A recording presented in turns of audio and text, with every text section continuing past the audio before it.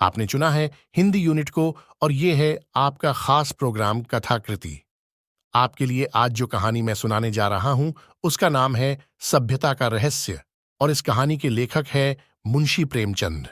यह कहानी समाज के झूठे आदर्शवाद को खारिज करते हुए समाज का असली रूप पाठक को दिखाती है। तो चलिए सुनना और समझना शुरू किया जाए आज की कहानी सभ्यता का रहस्य। यूं तो मेरी समझ में दुनिया की 1001 बातें नहीं आती, जैसे लोग प्रातःकाल उठते ही बालों पर छुरा क्यों चलाते हैं।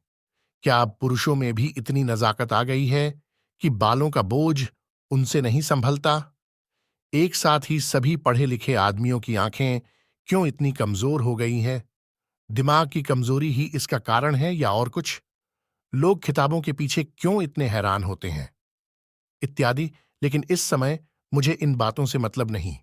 मेरे मन में एक नया प्रश्न उठ रहा है और उसका जवाब मुझे कोई नहीं देता। प्रश्न यह है कि सभ्य कौन है और असभ्य कौन। सभ्यता के लक्षण क्या हैं। सरसरी नजर से देखिए तो इससे ज्यादा आसान और कोई सवाल ही ना होगा। बच्चा बच्चा इसका समाधान कर सकता है। लेकिन जरा गौर से देखिए तो प्रश्न इतना आसान नहीं जान पड़ता। अगर कोट पतलून पहनना, टाई हैट कॉलर लगाना, मेज पर बैठकर खाना खाना, दिन में 13 बार कोको या चाय पीना और सिगार पीते हुए चलना सभ्यता है, तो उन गोरों को भी सभ्य कहना पड़ेगा जो सड़क पर बैठकर शाम को कभी कभी टहलते नजर आते हैं। शराब के नशे से आंखें सुर्ख, पैर लड़खड़ाते हुए रास्ता चलने वालों को अनायास छेड़ने की धुन। क्या उन गोरों को सभ्य कहा जा सकता है? कभी नहीं। तो यह सिद्ध हुआ कि सभ्यता कोई और ही चीज है। उसका देह से इतना संबंध नहीं है जितना मन से। मेरे इने गिने मित्रों में एक राय रतन किशोर भी हैं। आप बहुत ही सहृदय, बहुत ही उदार, बहुत शिक्षित और एक बड़े ओहदेदार हैं। बहुत अच्छा। वेतन पाने पर भी उनकी आमदनी खर्च के लिए काफी नहीं होती। एक चौथाई वेतन तो बंगले ही की भेंट हो जाती है। इसलिए आप बहुधा चिंतित रहते हैं। रिश्वत तो नहीं लेते, कम से कम मैं नहीं जानता। हालांकि कहने वाले कहते हैं, लेकिन इतना जानता हूं कि वह भत्ता बढ़ाने के लिए दौरे पर बहुत रहते हैं। यहां तक कि इसके लिए हर साल बजट की किसी दूसरे मद से रुपये निकालने पड़ते हैं।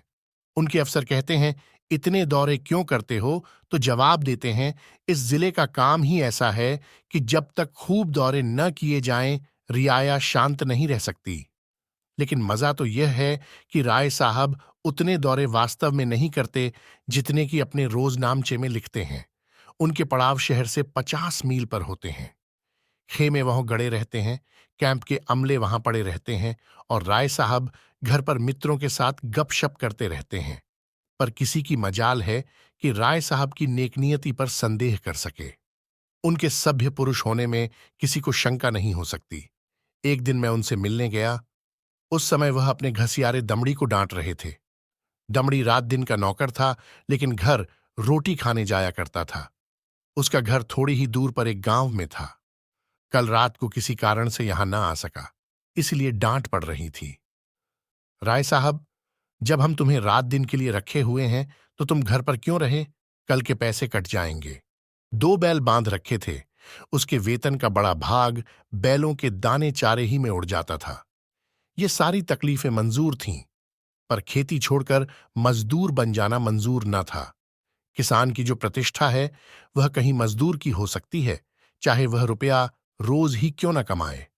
किसानी के साथ मजदूरी करना इतने अपमान की बात नहीं।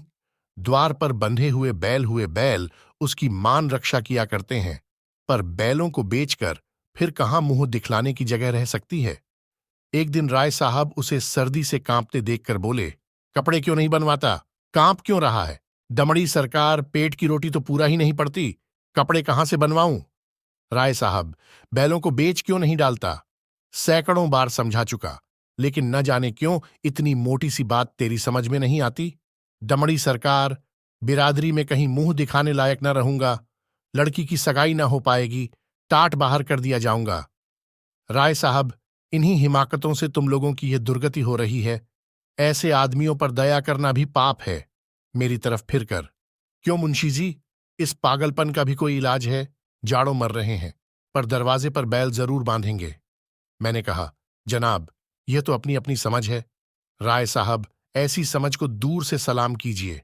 मेरे यहाँ कई पुश्तों से जन्माष्टमी का उत्सव मनाया जाता था। कई हजार रुपयों पर पानी फिर जाता था। निकल जाऊं। डालियों लगाई गईं, सिफारिशें पहुंचाई गईं, पर राय साहब पर कोई असर न हुआ। रईस के आदमियों को प्रत्यक्ष रूप से रिश्वत की चर्चा करने की हिम्मत न पड़ती थी। आखिर जब कोई बस न चला तो रईस की स्त्री से मिलकर सौदा पटाने की ठानी। रात के 10 बजे थे। दोनों महिलाओं में बातें होने लगीं। 20,000 की बातचीत थी।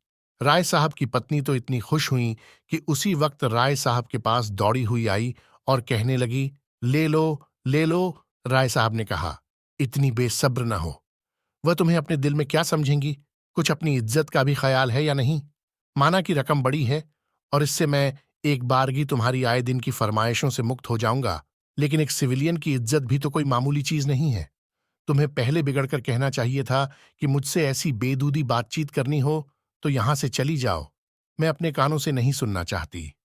स्त्री, यह तो मैंने पहले ही किया। बिगड़कर खूब खरी खोटी सुनाई। क्या इतना भी नहीं जानती? बेचारी मेरे पैरों पर सर रखकर रोने लगी। राय साहब, यह कहा था कि राय साहब से कहूंगी तो मुझे कच्चा ही चबा जाएंगे। यह कहते हुए राय साहब ने गदगद होकर पत्नी को गले लगा लिया। स्त्री, अजी, मैं न जाने ऐसी कितनी ही बातें कह चुकी, लेकिन किसी तरह टाले नहीं टलती। रो रो कर जान दे रही है। राय साहब, उससे वादा तो नहीं कर लिया? स्त्री, वादा? मैं रुपये लेकर संदूक में रख आई। नोट थे। राय साहब, कितनी जबरदस्त अहमक हो। न मालूम ईश्वर तुम्हें कभी समझ भी देगा या नहीं। स्त्री, अब क्या देगा? देना होता तो देना दी होती। राय साहब, हाँ, मालूम तो ऐसा ही होता है। मुझसे कहा तक नहीं और रुपये लेकर संदूक में दाखिल कर लिए। अगर किसी तरह बात खुल जाए तो कहीं का न रहूं। स्त्री, तो भाई सोच लो। अगर कुछ गड़बड़ हो तो मैं जाकर रुपये लौटा दूं। राय साहब, फिर वही हिमाकत। अरे, अब तो जो कुछ होना था हो चुका।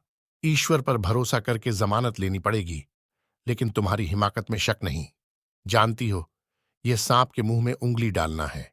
यह भी जानती हो कि मुझे ऐसी बातों से कितनी नफरत है, फिर भी बेसब्र हो जाती हो। अब की बार तुम्हारी हिमाकत से मेरा व्रत टूट रहा है। मैंने दिल में ठान लिया था कि अब इस मामले में हाथ न डालूंगा, लेकिन तुम्हारी हिमाकत के मारे जब मेरी कुछ चलने भी पाए। स्त्री, मैं जाकर लौटाए देती हूं। राय साहब, और मैं जाकर जहर खाए लेता हूं। इधर तो स्त्री पुरुष में यह अभिनय हो रहा था, उधर दमड़ी उसी वक्त अपने गांव के मुखिया के खेत से जुआर काट रहा था। आज वह रात भर की छुट्टी लेकर घर गया था। बैलों के लिए चारे का एक तिनका भी नहीं है। अभी वेतन मिलने में कई दिन की देर थी, मोल ले न सकता था। घर वालों ने दिन को कुछ घास छील कर खिलाई तो थी, लेकिन ऊंट के मुंह में जीरा। उतनी घास से क्या हो सकता था? दोनों बैल भूखे खड़े थे। दमड़ी को देखते ही दोनों पूंछें खड़ी करके हुंकारने लगे। जब वह पास गया तो दोनों उसकी हथेलियां छाटने लगे। बेचारा दमड़ी मन मसोस कर रह गया। सोचा, इस वक्त तो कुछ हो नहीं सकता। सवेरे किसी से कुछ उधार लेकर चारा लाऊंगा। लेकिन जब 11 बजे रात उसकी आंखें खुलीं तो देखा कि दोनों बैल अभी तक नाद पर खड़े हैं। चांदनी रात थी। दमड़ी को जान पड़ा कि दोनों उसकी ओर उपेक्षा और याचना की दृष्टि से देख रहे हैं। उनकी क्षुधा वेदना देखकर उसकी आंखें सजल हो आईं। किसान को अपने बैल अपने लड़कों की तरह प्यारे होते हैं। वह उन्हें पशु नहीं, अपना मित्र और सहायक समझता। बैलों को भूखे खड़े देखकर नींद आंखों से भाग गई। कुछ सोचता हुआ उठा, हंसियां निकाली और चारे की फिक्र में चला। गांव के बाहर बाजरे और ज्वार के खेत खड़े थे। दमड़ी के हाथ कांपने लगे, लेकिन बैलों की याद ने उसे उत्तेजित कर दिया। चाहता तो कई बोझ काट सकता था, लेकिन वह चोरी करते हुए भी चोर न था। उसने केवल उतना ही चारा काटा जितना बैलों को रात भर के लिए काफी हो। सोचा, अगर किसी ने देख भी लिया तो उससे कह दूंगा बैल भूखे थे इसलिए काट लिया। उसे विश्वास था कि थोड़े से चारे के लिए कोई मुझे पकड़ नहीं सकता। मैं कुछ बेचने के लिए तो काट नहीं रहा हूं। फिर ऐसा निर्दयी कौन है जो मुझे पकड़ ले? बहुत करेगा, अपने दाम ले लेगा। उसने बहुत सोचा। चारे का थोड़ा होना ही उसे चोरी के अपराध से बचाने को काफी था। चोर उतना काटता जितना उससे उठ सकता। उसे किसी के फायदे और नुकसान से क्या मतलब? गांव के लोग दमड़ी को चारा लिए जाते देखकर बिगड़ते जरूर, पर कोई चोरी के इल्जाम में न फंसाता।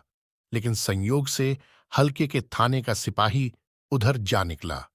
वह पड़ोस के एक बनिए के यहां जुआ होने की खबर पाकर कुछ ऐंठने की टोह में आया था। दमड़ी को चारा सिर पर उठाते देखा तो संदेह हुआ। इतनी रात गए कौन चारा काटता है? हो ना हो कोई चोरी से काट रहा है, डांट कर बोला। कौन चारा लिए जाता है? खड़ा रह। दमड़ी ने चौंक कर पीछे देखा तो पुलिस का सिपाही हाथ पांव फूल गए, कांपते हुए बोला, हुजूर थोड़ा ही सा काटा है, देख लीजिए। सिपाही, थोड़ा काटा हो या बहुत, है तो चोरी। खेत किसका है? दमड़ी, बलदेव महतो का। सिपाही ने समझा था शिकार फंसा, इससे कुछ ऐंठंगा। लेकिन वहां क्या रखा था?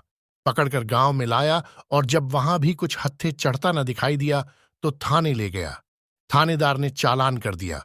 मुकदमा राय साहब ही के इजलास में पेश किया। राय साहब ने दमड़ी को फंसे हुए देखा तो हमदर्दी के बदले कठोरता से काम लिया। बोले, ये मेरी बदनामी की बात है। तेरा क्या बिगड़ा? साल 6 महीने की सजा हो जाएगी। शर्मिंदा तो मुझे होना पड़ रहा है। लोग यही तो कहते होंगे कि राय साहब के आदमी ऐसे बदमाश और चोर हैं। तू मेरा नौकर न होता तो मैं हल्की सजा देता, लेकिन तू मेरा नौकर है, इसीलिए कड़ी से कड़ी सजा दूंगा। मैं यह नहीं सुन सकता कि राय साहब ने अपने नौकर के साथ रियायत की। यह कहकर राय साहब ने दमड़ी को 6 महीने की सख्त कैद का हुक्म सुना दिया। उसी दिन उन्होंने खून के मुकदमे में जमानत ले ली। मैंने दोनों वृत्तांत सुने और मेरे दिल में यह ख्याल और भी पक्का हो गया कि सभ्यता केवल हुनर के साथ ऐब करने का नाम है। आप बुरे से बुरा काम करें, लेकिन अगर आप उस पर पर्दा डाल सकते हैं तो आप सभ्य हैं, सज्जन हैं, जेंटलमैन हैं। अगर आप में यह सिफत नहीं तो आप असभ्य हैं, गंवार हैं, बदमाश हैं। यह सभ्यता का रहस्य है और यहीं ये कहानी समाप्त होती है। आपको पूरा सुनने के लिए बहुत बहुत धन्यवाद। ऐसी और कहानियों के लिए इस चैनल को सब्सक्राइब कीजिएगा। जय हिंद, जय हिंदी, जय भारत।